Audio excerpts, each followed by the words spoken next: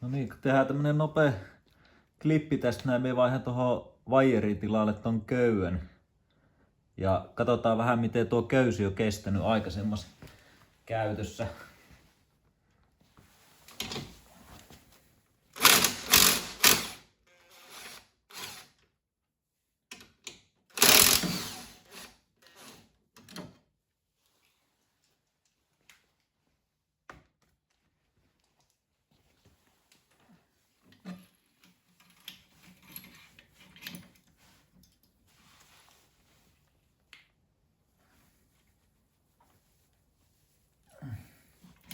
Se pihit täytyy olla tuon sokan kanssa.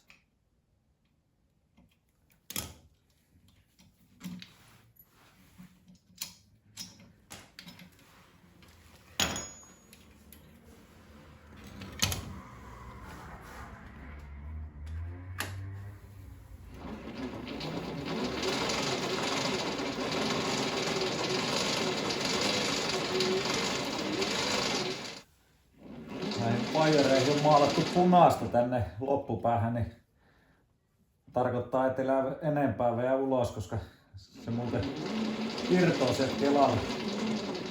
Voi olla jossain metässä vähän kohtalokasta.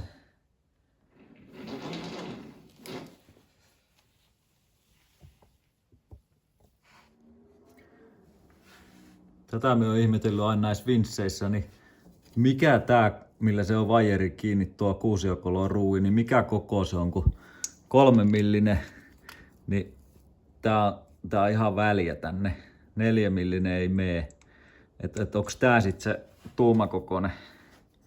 Ja T15 ne torksi, niin se on siihen napakka. Mutta kun se ei oo torksi, niin ei tuokaan oikein hyvää työkalua, mutta pitää nyt näillä mitä on, niin koittaa pärjätä. Toivon vaan, ettei ole ihan älyttömän tiukkaa veetty, ettei tuo kanta mene. Se on muuten sitten ikuisesti siellä. Ei lähde kuin poraamalla. No niin, se aukes sit kuitenkin ihan kiltisti. Ei ollut onneksi veetty älyttömän kireelle. Saadaan tuo vaijeri tosta nyppästyy pois.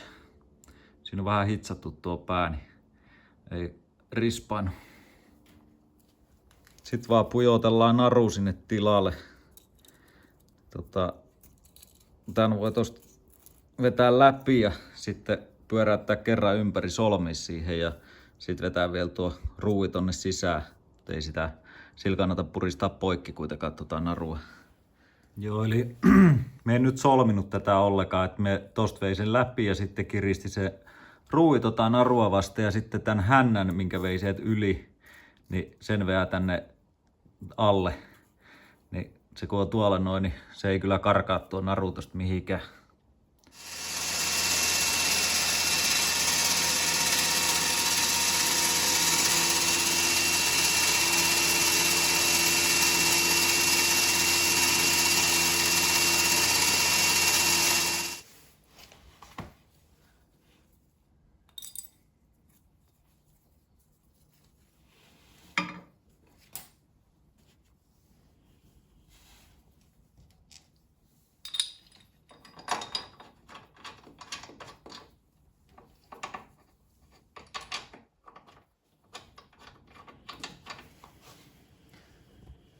No niin, me tuon liukukidan laitan nyt tähän, niin siinä menee tuo pinssi, niin on jouduttu laittaa vähän alemmas kuin aikaisemmissa mönkijöissä.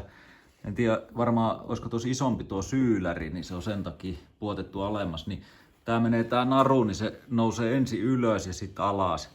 Niin joutuu vähän kovemmalle koetukselle sit aurakäytössä, kun se menee aina tästä niinku alas, että heittää tommosen lenkin. Mutta tää nyt on aika hyvin niinku tällaiseksi sileeksi pyöreäksi hiottu tuo liukukita. Ja sitten tästä köydestä sen verran, niin vaijerit minulla on mennyt tosi nopeasti niinku rispaantunut. Ja nyt minulla on tässä käytössä ollut tää köysi. Niin tää on ollut koko viime talve tehty lumitöitä tän kanssa. Niin tää ei oo mennyt niinku juurikaan miksikään, että se minkä takia itse tykkään näistä köysistä, niin ei tarvii olla sitä vaijeria vaihtamassa ja sitten vaikka se vaijeri kestäisikin, niin sitten tuolla metässä niin ei mene niitä tikkuja sit sormiin, kun siellä kuitenkin niitä säikeitä aina katkee, niin sen takia tää köysi on ihan hyvä, mutta siihen kannattaa laittaa sitten tää toppari tohon, ettei nämä metalliosat ja koukut niin tee naarmuja tänne, koska tänne kun tulee tuohon liukukitaan naarmuja, niin silloin tää köysi rupeaa rispaantua ja menee poikki. Mutta nämä kun pitää hyvässä kunnossa, niin kestää ihan älyttömän paljon. Että tämmönen toppari, niin tää on ihan ehdoton juttu tässä.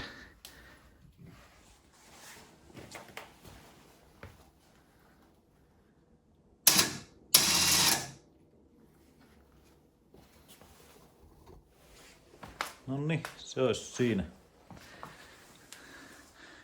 Eli tommonen kokoonpano niin itsellä on toiminut ja kestänyt hyvin. En tiedä minkälaisia kokemuksia teillä on, mutta sen kun on tuo toppari ja liukukita ja köysi, niin sen kanssa kyllä on pärjännyt. Toimii niin kuin lumitöissä ja sitten tuolla metässä mukava käyttää eikä tarvitse olla koko ajan uusimassa. Lumiaura kanssa, niin jos puskulevyä pelkästään nostelee, niin se on hyvä tuo liinakin tuossa, mutta tolla nyt mennään.